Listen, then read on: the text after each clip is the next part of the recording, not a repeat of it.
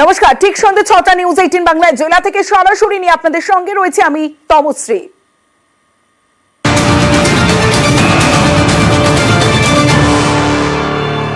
শুরুতেই সুন্দরবনের দিকে নজর রাখতেই হবে। যে ছবি আপনারা দেখছেন সুন্দরবনের ছবি, সুন্দরবনের রহস্য ল্যাবরেটরি এবং সুন্দরবনের পিয়ালিতে রহস্যজনক ল্যাবের হদিশ। বিশাল বাড়ির মধ্যে অত্যাধুনিক ল্যাবরেটরি, যে ছবি আপনাদের দেখাচ্ছি। প্রথমে ছবিটা আপনাদের দেখাবো, ভালো করে আপনারা ছবিটা দেখুন। সুন্দরবনের রহস্য ল্যাবরেটরি এবং অত্যাধুনিক যে ছবি আপনাদের দেখাচ্ছি, সুন্দরবনের রহস্য ল্যাবরেটরি যে ছবি দেখছেন পিয়ালি, সুন্দরবনের পিয়ালিতে, যেখানে ল্যাবের হদিশ মিলেছে। অত্যাধুনিক ল্যাবের যে সরঞ্জাম, সেই ছবি আপনাদের দেখাচ্ছি। এবং সুন্দরবনে রহস্য ল্যাবরেটরি এবং যেখানে বিস্ফোরক, যে ছবি আপনারা দেখছেন সেখানে বিস্ফোরক রয়েছে, কেমিক্যাল রয়েছে, যে ছবি আপনাদের দেখাচ্ছি। পরীক্ষার জন্য যে ল্যাবরেটরি, সেই ল্যাবরেটরিতে অত্যাধুনিক যন্ত্র। সুন্দরবনের রহস্য ল্যাবরেটরি পিয়ালি সুন্দরবনে, সেই ছবি আপনাদের দেখাচ্ছি। বিশাল জায়গার মধ্যে সুন্দরবনে সেই ল্যাবরেটরি এবং বিস্ফোরক, কেমিক্যাল রয়েছে, অত্যাধুনিক যন্ত্র রয়েছে ল্যাবরেটরির ভিতরে। সরাসরি চলে যাব, আমার সঙ্গে আমাদের প্রতিনিধি রয়েছে, তার সঙ্গে কথা বলবো। যে ছবি আপনাদের দেখাচ্ছি সুন্দরবনের পিয়ালির ছবি, যেখানে রহস্য ল্যাবরেটরির হদিশ। পিয়ালিতে অত্যাধুনিক ল্যাব, আর সেই ল্যাবের ভিতরে অত্যাধুনিক যন্ত্র এবং সেখানে কেমিক্যালের হদিশ। সরাসরি চলে যাব, আমার সঙ্গে রয়েছে আমার প্রতিনিধি অর্পণ রয়েছে, অর্পণের সঙ্গে কথা বলবো। অর্পণ, প্রথমে যে বিষয়টা তোমার কাছে জানতে চাইবো, এই ল্যাব কিসের ল্যাব, কতদিন আগে তৈরি হয়েছে এই ল্যাব?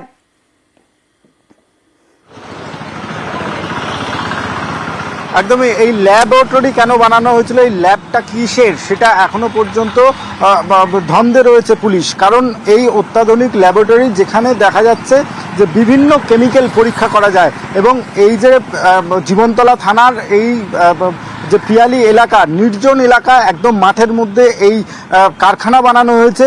স্থানীয় যাদেরকে এখনো পর্যন্ত 8 জনকে আটক করা হয়েছে, এবং তাদের বক্তব্য অনুযায়ী সেখানে বাজি তৈরি করা হতো। সেই বাজি তৈরি, বিপুল পরিমাণে শব্দবাজি উদ্ধার হয়েছে। এই বাজি তৈরির পিছনে এই ল্যাবের কি প্রয়োজন ছিল, সেটাই এখন সবথেকে চিন্তার বিষয়।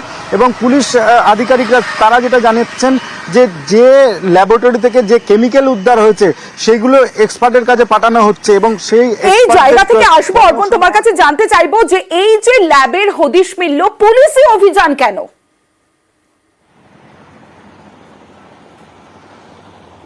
দেখো, এইখানে 7 দিন আগেই এই যে কারখানা, সেই কারখানা ওপেন হয়েছে, এমনটাই পুলিশের কাছে সূত্র মারফত খবর যায়। এরপরেই পুলিশে হানা দেন, এবং পুলিশের কাছ থেকে যা আমরা জানতে পেরেছি যে এই কারখানার কোনো রকম অনুমতি ছিল না, কি কারখানা হচ্ছে সেটাও তারা জানেন না। তবে এখনো পর্যন্ত পুলিশের হাতে যেটা এসছে সেটা ছোট যে চকলেট বোমা, এই ধরনের একাধিক পটকা বোমা হাতে এসছে, কিন্তু তার পিছনে এই ল্যাব কি জন্য রয়েছে তার কিন্তু এখনো পর্যন্ত সদুত্তর আসেনি। তবে পুলিশের পক্ষ থেকে জানানো হয়েছে সমস্ত এখান থেকে যে সমস্ত কেমিক্যাল ল্যাবের একাধিক যন্ত্রপাতি যেগুলো উদ্ধার হয়েছে সেগুলো এক্সপার্টদের সাহায্য নেওয়া হবে, এবং কি কারণে এই নির্জন জায়গায় এত বড় একটা কারখানা খোলা হয়েছে। এই জায়গা থেকেই অর্পণ জানতে চাইবো যে এই রকম নির্জন জায়গায় এত বড় একটা কারখানা হলো, পুলিশের কাছে খবর ছিল না? উদ্বোধন হয়ে গেছে 7 দিন আগে, যেমনটা তুমি বললে চালু হয়ে গেছে 7 দিন আগে, 7 দিন পর পুলিশের অভিযান কেন?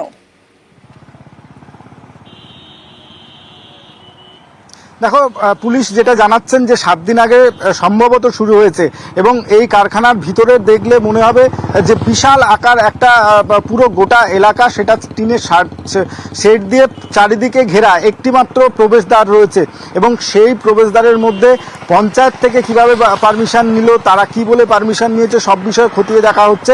তুমি বাইরের ছবিটা দেখলেই বুঝতে পারবে যে সেখানে কোনো নাম লেখা নেই।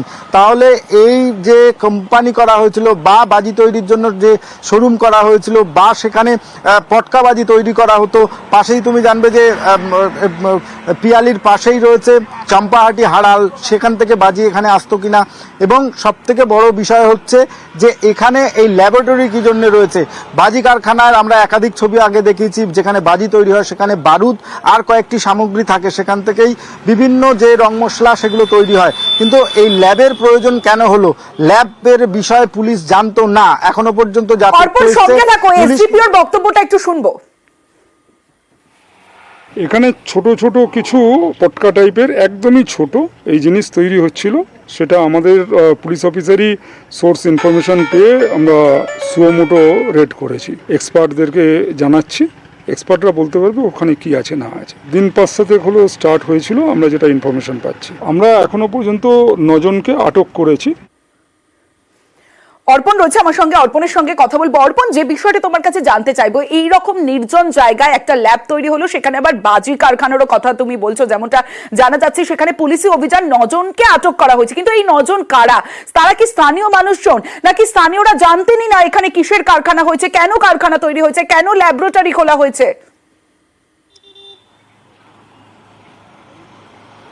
একদমই, এখনো স্থানীয় মানুষজন তারা কিন্তু এই কারখানার কথা জানেন না।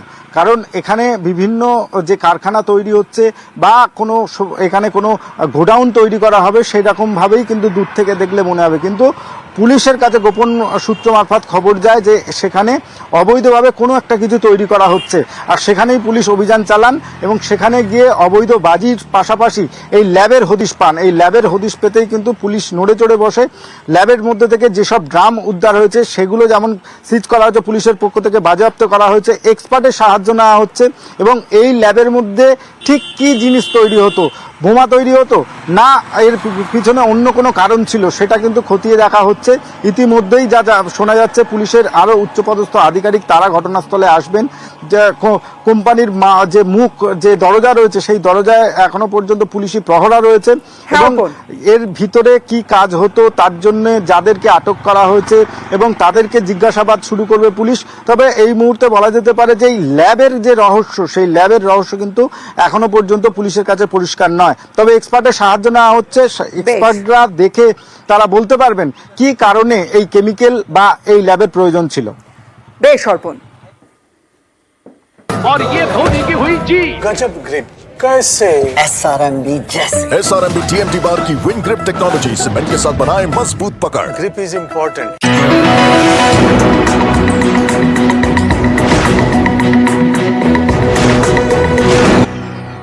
এবার প্রাথমিক নিয়োগ দুর্নীতির খবরের দিকে নজর রাখবো, কারণ প্রাথমিক নিয়োগ দুর্নীতিতে এবার চাঞ্চল্যকর তথ্য। মানিকের নির্দেশেই ওএমআর নষ্ট। প্রাথমিক নিয়োগ দুর্নীতিতে চাঞ্চল্যকর তথ্য। মানিকের মৌখিক নির্দেশেই নষ্ট ওএমআর এর হার্ড কপি বোর্ডের অ্যাডহক কমিটি রেজলিউশনে উল্লেখ করা হয়েছে। সরাসরি চলে যাব, আমার সঙ্গে রয়েছে আমার প্রতিনিধি অর্ণব হাজরা রয়েছে। অর্ণব, তাহলে মানিকের কুকীর্তি মেনে নিল বোর্ড?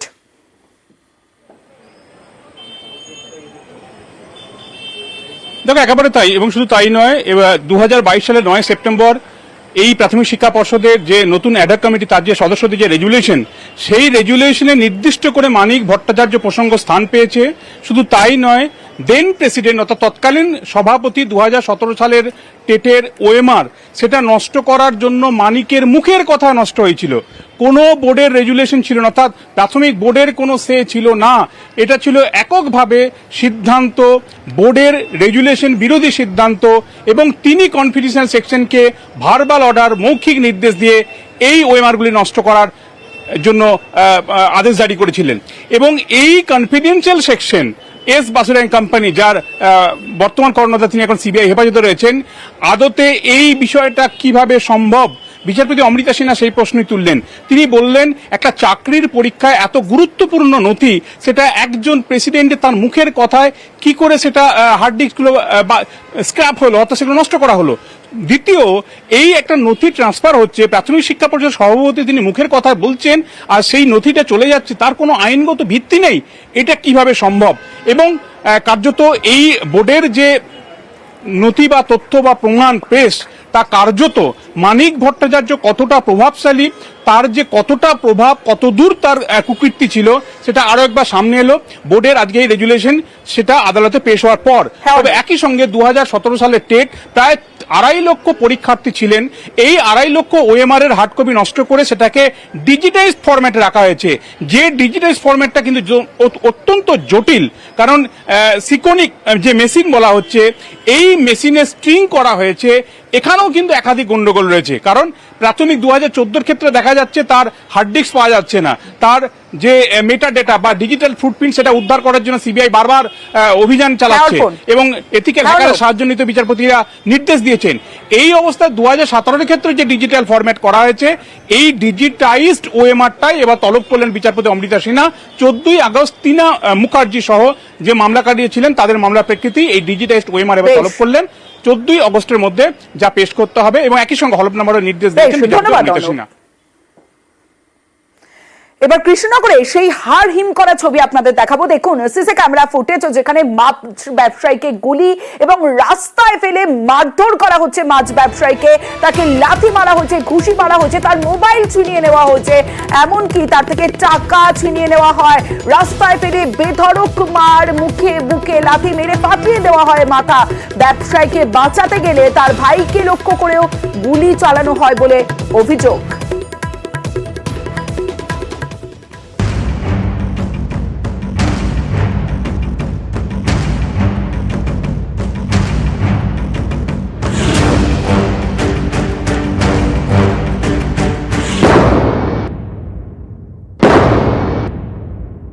সকালবেলা বাজারে গিয়েছিলাম, কালকে ছেলেটা জেল থেকে ছাড়া পেয়েছে, দিয়ে আমি গিয়েছি গ্রামে বলেছে টাকাতে, দিয়ে আমি দেবো না, ধাক্কা ধাক্কি বন্দুক বের করে মাথায় মারত।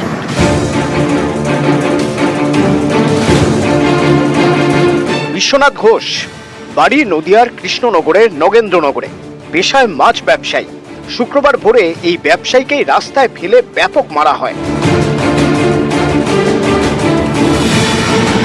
কিল, চড়, লাথি কিছুই বাদ নেই। মাছ ব্যবসায়ী বিশ্বনাথ ঘোষ হাত জোর করছেন, পায়ে পড়ছেন, কিন্তু কে শোনে কার কথা? দমাদম লাথি, বুকে লাথি, মুখে লাথি, লাথি খেয়ে মাটিতে শুয়ে পড়লেন বিশ্বনাথ ঘোষ। তারপরেও মারধর চলতে থাকে। সিসি ক্যামেরার ফুটেজে দেখা যাচ্ছে যে দুজন মারছেন তাদের হাতে পিস্তল। সেই পিস্তলের বাঁট দিয়ে মেরে মাথা ফাটিয়ে দেওয়া হয় বিশ্বনাথ ঘোষের। গুলিও চালানো হয় ব্যবসায়ীকে লক্ষ্য করে। গুলি লাগে তার পায়ে, গুলি লেগে রাস্তায় পড়ে যান, তারপরই বেদম মার।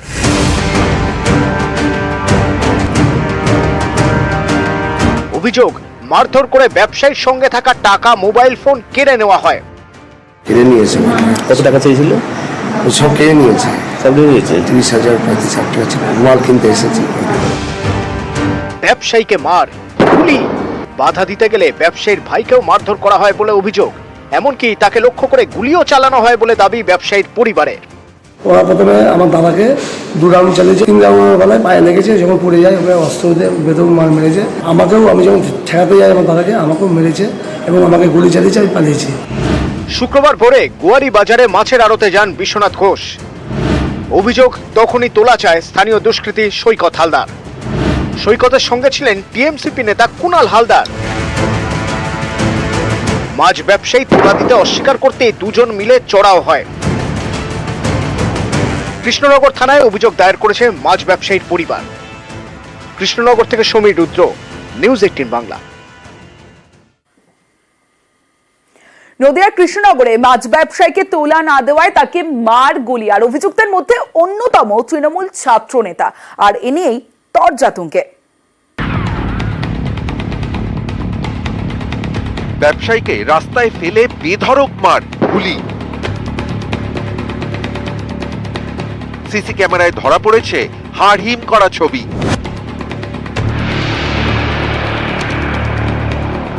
দুজন মিলে মেরেই যাচ্ছে। এর মধ্যে কালো গেঞ্জি পরা এই যুবক কৃষ্ণনগর শহর টিএমসিপির সভাপতি। নতুন কিছু নয়, তো অস্ত্র হাতে দাপাদাপি হচ্ছে। পশ্চিমবঙ্গটা যে কি হয়ে গেল আমরাও বুঝতে পারছি। আমরা এরপর হয়তো পানের দোকানে হয়তো আপনারা গুলি বন্দুক কিনতে পারবেন। একসময় উত্তরপ্রদেশ, বিহার নিয়ে আমরা এগুলো আলোচনা শুনতাম, এখনো তারা ঠিক হয়ে গেছে। দুষ্কৃতীরা সাহস পায় না কিছু করার।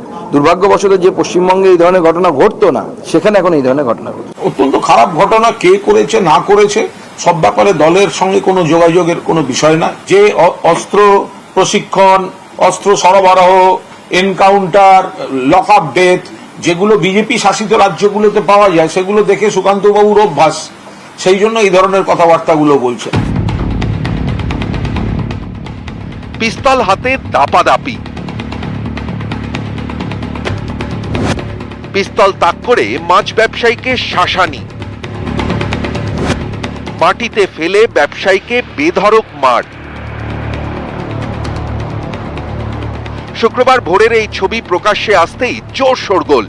ব্যবসায়ীকে রাস্তায় ফেলে যে দুজন মারছে তাদের মধ্যে একজন কৃষ্ণনগর শহর টিএমসিপির সভাপতি কুণাল হালদার, দ্বিতীয়জন স্থানীয় দুষ্কৃতী সৈকত হালদার। কুণালের বিরুদ্ধে এলাকায় দাদাগিরি করার অভিযোগ রয়েছে। অন্যদিকে ডাকাতির চেষ্টার অভিযোগে জেলে ছিল সৈকত, বুধবার জামিন পায়। তারপর শুক্রবার ভোরে এভাবে ব্যবসায়ীকে রাস্তায় ফেলে মার।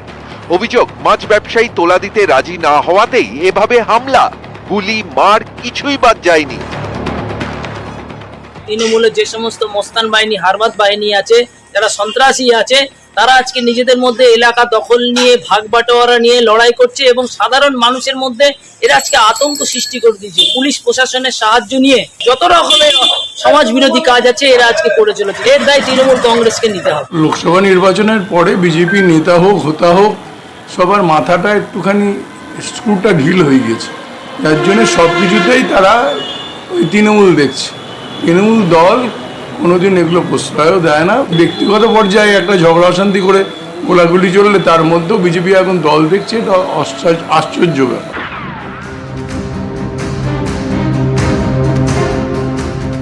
নিউজ 18 বাংলা।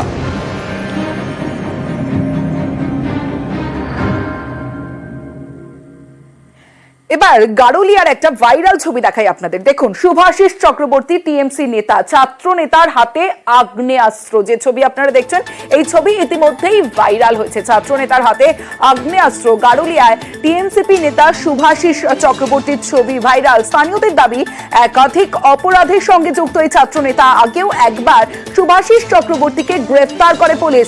আর তৃণমূলের ছাত্র নেতার আগ্নেয়াস্ত্র হাতে ছবি ঘিরে রাজনৈতিক তরজাতুঙ্গে। তৃণমূল ছাত্র পরিষদ তৃণমূল করলে আর্মস নেওয়ার অধিকার আছে, আইনের শাসনই নেই। আইনের শাসন কোথায় আছে? এখন সেই পিস্তলটা আসল পিস্তল না খেলনা পিস্তল, দোলের রং খেলার পিস্তল না আসল বুলেটের পিস্তল, এসব ওইসব ভাইরাল দেখে বুঝবো কি করে? তো যদি এটা সত্যি কোনো অস্ত্র হয়ে থাকে, পুলিশ ধরবে, খোঁজ নেবে, ব্যবস্থা নেবে। তারপরে আবার দেখা গেল না এটা আমাদের এখানকার নয়, এটা সিনেমা থেকে নেওয়া হয়েছে। তারপর দেখা গেল এখান থেকে নয়, এটা অমুক দেশের ভিডিও।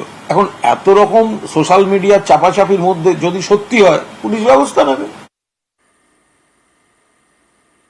জেলা থেকে সরাসরিতে এবার আরিয়াদহে ত্রাস। জয়ন্ত সিং এর আরো এক সাগরেদের কুকীর্তি প্রকাশ্যে। নাম রঞ্জিত চৌধুরী, জয়ন্তর চেলা, হাতে গরুর মুখ আঁকা ট্যাটু।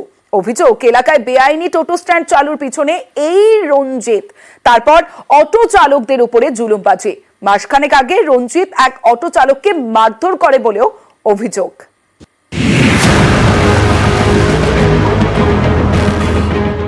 জয়ন্ত সিং, উত্তর 24 পরগনার আরিয়াদহের ত্রাস। মা ছেলেকে মারধরের ঘটনায় গ্রেপ্তার।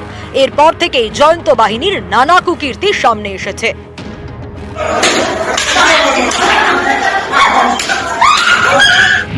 জয়ন্তর গ্যাংয়ের অন্যতম সদস্য রঞ্জিত চৌধুরী, জয়ন্তর পরম ভক্ত। জয়ন্তর প্রতি কতটা ভক্তি দেখুন। জয়ন্তর মুখ আঁকা ট্যাটু রঞ্জিতের হাতে। মারধর, হুমকি, তোলাবাজি, খুনের চেষ্টা। আরিয়াদহে জয়ন্তর বিরুদ্ধে ভুরি ভুরি অভিযোগ। গুরুর দেখানো পথেই হাঁটে তার চেলা রঞ্জিত। তার বিরুদ্ধে আরিয়াদহের দোলপিরিতে বেআইনি টোটো স্ট্যান্ড চালুর অভিযোগ উঠেছে। স্থানীয়দের দাবি, কামারহাটির রথতলা থেকে আদ্যাপীঠ হয়ে দক্ষিণেশ্বর পর্যন্ত পুরনো অটো রুট আছে। অভিযোগ, এই রুটেই বেআইনিভাবে টোটো চালানো শুরু করে জয়ন্তর সাগরেদ রঞ্জিত। 2021 সালে টোটো স্ট্যান্ড চালু হতেই অটো চালকদের উপরে শুরু হয় জুলুমবাজি। মাঝে মধ্যেই অটোয় যাত্রী উঠতে দিত না বলে রঞ্জিতের বিরুদ্ধে অভিযোগ। অটো চালকদের দাবি, এই বেআইনি টোটো স্ট্যান্ড চালুর পিছনে জয়ন্ত ঘনিষ্ঠ রাহুল গুপ্তাও ছিল। আমরা কোনো শর্ট প্যাসেঞ্জারও পাচ্ছি না। ওদেরকে যদি কিছু আমরা বলতে যাচ্ছি তো ওরা একটাই নাম তুলছে, সেটা হচ্ছে জয়ন্ত সিং। দৌড়াত্ম চলতো বলেই প্রত্যেকটা টোটোওয়ালা যেই টোটোগুলো চলে ইল্লিগাল ভাবে চলে, তো ওরা সরকারকে কোনো পয়সা পে করে না। এখানে জয়ন্তের আছে রঞ্জিত চৌধুরী, যে কিছুদিন আগে আমাদের একটা অটো চালক ভাইকে মেরেওছে। গত মার্চে আরিয়াদহের এক অটো চালককে রঞ্জিত মারধর করে বলে অভিযোগ। পুলিশে অভিযোগও দায়ের হয়। অভিযোগ, পুলিশ রঞ্জিতের বিরুদ্ধে কোনো ব্যবস্থা নেয়নি।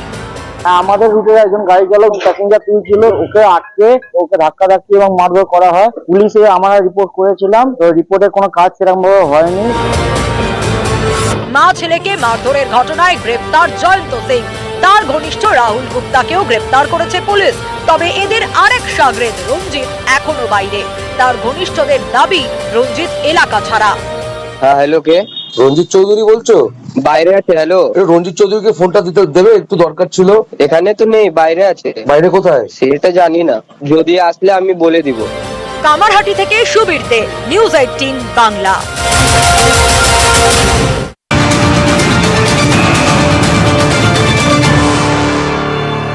ফের খবরের শিরোনামে মালদা। এবার মালদায় ফের সালিশি বসিয়ে মারধর আর 4 ভাইকে বেধড়ক মারধরের অভিযোগ। সালিশি সভা বসিয়ে 4 ভাইকে বেধড়ক মারধরের অভিযোগ এবং সালিশি সভার পিছনে তৃণমূল পঞ্চায়েত প্রধানের স্বামী আর তার সামনেই 4 ভাইকে বেধড়ক মারধরের অভিযোগ। মালদার হরিশ্চন্দ্রপুর 2 ব্লকের মালিয়র হরকা বাঁধানের ঘটনা। সেবক রয়েছে আমার সঙ্গে, সেবকের সঙ্গে কথা বলবো। সেবক, কি কারণে এই সালিশি সভা এবং কেন মারধর করা হলো এই 4 ভাইকে? একদমই দেখো, টাকার লেনদেন নিয়ে সালিশি সভা এবং সেখানেই 4 ভাইকে বেধড়ক মারধরের অভিযোগ উঠেছে মালদহের হরিশ্চন্দ্রপুর 2 নম্বর ব্লকের মালিয়র 1 পঞ্চায়েতের হরকাবাথান এলাকায়। এখানে মনিরুল ইসলাম একজন শ্রমিক সরবরাহকারী, তিনি ভিন রাজ্যে শ্রমিক পাঠান। তিনি 11,000 টাকা অগ্রিম দিয়েছিলেন, তার কাছে 11,000 টাকা অগ্রিম নিয়ে এলাকার এক যুবক আকবর তিনি ভিন রাজ্যে কাজে যান, কিন্তু কাজ সম্পূর্ণ না করেই তিনি অন্যত্র চলে যান। এ নিয়েই টাকা আদায়ের জন্য আকবরের বাড়িতে চড়াও হয়েছিলেন মনিরুল এবং সেখান থেকে তিনি 10,000 টাকা নগদ এবং মোবাইল ফোন তুলে নিয়ে চলে আসেন। এরই প্রতিবাদে থানায় অভিযোগ করেছিলেন, পুলিশের দ্বারস্থ হয়েছিলেন আকবর। আর তাকে শিক্ষা দিতে সালিশি সভা, এই সালিশি সভায় বসে তৃণমূল পঞ্চায়েত প্রধানের স্বামীর বাড়ির সামনে এবং স্বামীর উপস্থিতিতে সেখানেই মারধর করা হয়। ইতিমধ্যেই হরিশ্চন্দ্রপুর থানায় অভিযোগ দায়ের করেছে ও আক্রান্ত তদন্ত শুরু করেছে পুলিশ। বেশ, সালিশ থেকে উঠে যে পরে যে মারতে চালু করতে হে পালাবার জায়গা নেই। মানে প্রধানের বাড়িতেই তোমাদেরকে মারধর করা হয়েছে? হ্যাঁ, প্রধানের বাড়িতে। রাত কটার দিকে ঘটনা? রাত 9টা 9:30 থেকে। কি দিয়ে তোমাদেরকে মারধর করেছে? চাকু তো আমার মাথায় মেরে দেহে। হ্যাঁ, মানে আমার বাড়িতেই সালিশি সভাটা দেখেছিলাম মীমাংসার জন্য। গ্রামেরই গন্ডগোল, এই টাকা পয়সা নিয়ে, অল্প টাকা নিয়ে একটা গন্ডগোল ছিল। মীমাংসা চলাকালে যে গন্ডগোলটা উত্তেজনা বেড়ে যেয়ে ফের মারপিট করা, লেবারের টাকা লেনদেন হয়তো জেদ থেকে যায়, এই নিয়ে ওদের মধ্যে একটা বস্তা হয়, মারপিট হয়ে ওরা হসপিটালে ছিল।